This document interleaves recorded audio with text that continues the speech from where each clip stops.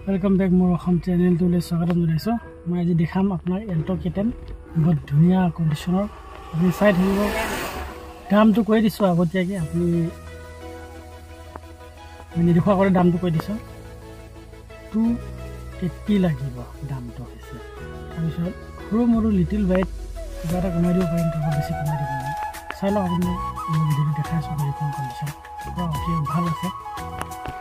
সব ভিতৰৰ এইটো স্টিয়াৰিং হয় সব মই কিমান ৰানিং কৰিছো এইটো দেখাই দিম সব রানিং হৈছে 55,915 সব তো মিউজিক সিস্টেম হয় এসি সিসি সব ঠিক আছে